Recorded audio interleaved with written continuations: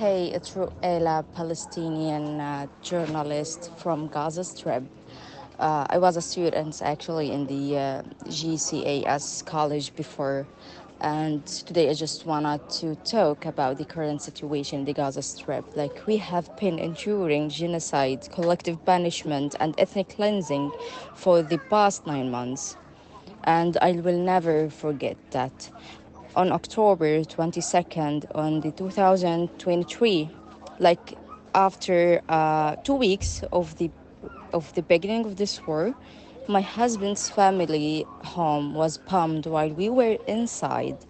As we were having breakfast, we heard explosions nearby, so we rushed to the ground floor because we believe that when there is bombing, you better run to the ground floor for safety, which is not actually correct, or there is no safety at all. I held the hand of my husband, Turjdi Sarraj. He's a journalist and he owns Ain Media company for media production. He's a well-known journalist as well. I was holding his hand in one hand, and in the other hand, I was holding our 11-month-old daughter. And just 2 seconds before this strike, Rushdie just moved to shield me and our daughter. Then the explosion occurred. Like everything turned to ash, to dust, and visibility was really poor. And I just tried to search for Rushdie. I wiped my hand looking for him because I remember that he stood in front of us. And only then I felt there is something heavy on my legs, and it was him lying at my feet. He was still alive at that moment. I tried to hold my breath and I called the ambulance, but the ambulance refused to reach out our area, considering the area is risky and is being like it's under heavy attack, random attacks. So I called my brother. He's a doctor. I I described to him the situation of my husband, Tragedy, and he told me that there's nothing that we can do. It's just leave to the hospital. So we decided just to carry him and just go in foot to the hospital. It took us almost 15 minutes to arrive the hospital carrying him. Like we got lucky that the hospital is quite close to where we live. But unfortunately, after like arriving the hospital in like after 10 minutes, he passed away. He did not survive this because his injury was really severe in his head. Like I could see his brain at that moment. To this day, I haven't had the chance to grieve. There is no time for mourning. I'm like in the middle of this genocide. Like grief has been a luxury. We fled to the southern part of the Gaza Strip, to the areas that the Israeli army claimed that they are safe areas. But those safe zones are just a lie. Just a lie. Like there is no safe place at all. Like I witnessed the massacre in Rafah city, which is in the southern part of the Gaza Strip, and we escaped to the central side of the Gaza Strip, like considering it as a safety place, according to the army, once again. And this is what happened yesterday. Like the massacre that happened just yesterday is like I was at work. I work as a producer, and I'm running the company after my husband. So and also I'm a journalist, so I'm trying my best to just to work as much as I can to spread the word about the situation in Gaza, despite I am totally exhausted. And I was on my way to film a character, and like everything like changed in a second, like attacks from the air, from the sea, from the ground, from everywhere, pumpings, like the ripples, like were falling upon our heads yesterday. And I cannot just believe that till this moment that I survived it. And I cannot actually get over the sense and the feelings that I left, that I just was thinking of my daughter. She's my only daughter, and like she's very young to be orphaned, and also I am very young to be a widow, and my husband is very young to be killed just for being a journalist. So I just was thinking of her, like she occupied my mind at that moment, and I just tried to run for safety, not because of myself, it is just because of her, because I was thinking, like, what if she lost me, and by this she will be losing both of her parents in this war. So I just tried to go for safety just for her. I don't have words actually to describe what happened, but it is a genocide. Like, it is something that is beyond the genocide. Let me say that to this day, I haven't had a chance to grieve. Once again, like, sometimes I feel like I just want to break down, but I don't have the ability to do it. You don't have the place, the privacy, the time, the luxury. Like you spend your day just looking for surviving. Like, it's just activating the surviving mode. You just survive your day because there is no tomorrow. Like, probably there is no tomorrow.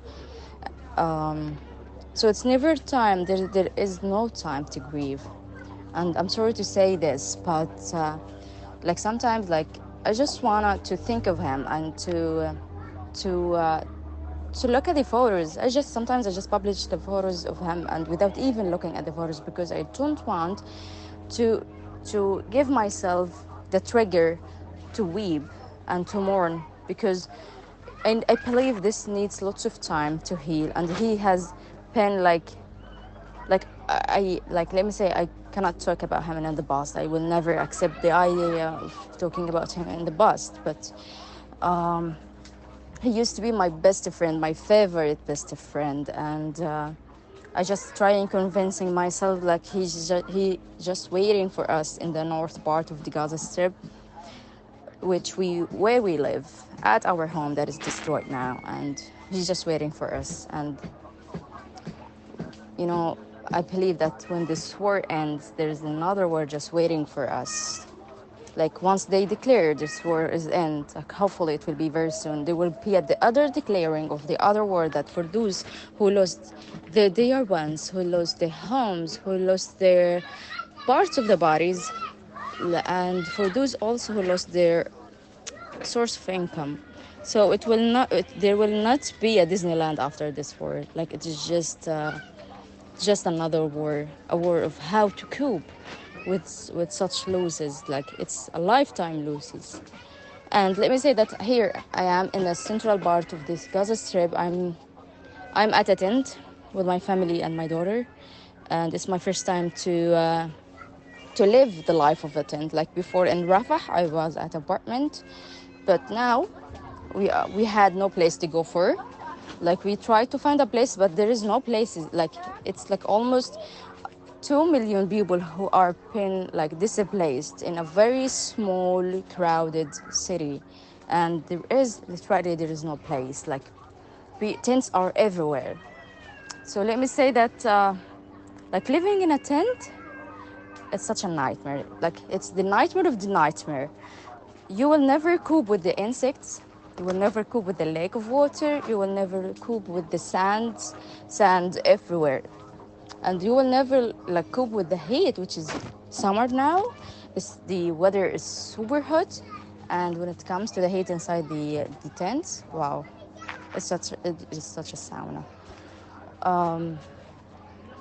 And you cannot also cope with the lack of the cooking gas, and you just do the wood firing. Like, the weather is already firing, and you are doing the wood firing. Like, this is insane. This is like, we are living in dire conditions, and the situation gets from worse to worse, and nothing on the ground that is happening that shows that will be an end for this genocide. It's like, sometimes, especially after yesterday's massacre, it feels like it's a war forever, and we have to cope with this, which is something impossible to cope with. A genocide, it will never happen.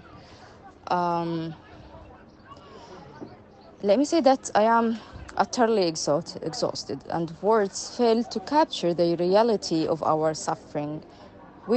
urgently need for foreign journalists to enter Gaza and to provide coverage. We are tired and in desperate need of support. Here in Gaza, we need your solidarity. We need your boycott of Israeli products that turn into explosions, like that kill us. We need your protests, and it lifts our spirits to see many students across universities standing with us. Like, we hear this, and it's such a relief for us that there are people outside who are feeling what we are feeling and trying to do a change, and we feel your support and your potential to bring about this change. And we believe in you, like you, the leaders of the future, and we will believe that it will be a change very soon. Thank you for taking lots of time, of your time. I'm so sorry for taking so long, and thanks for listening, and congratulations on your graduation. Thanks again. I'm sorry for bothering you. Bye bye.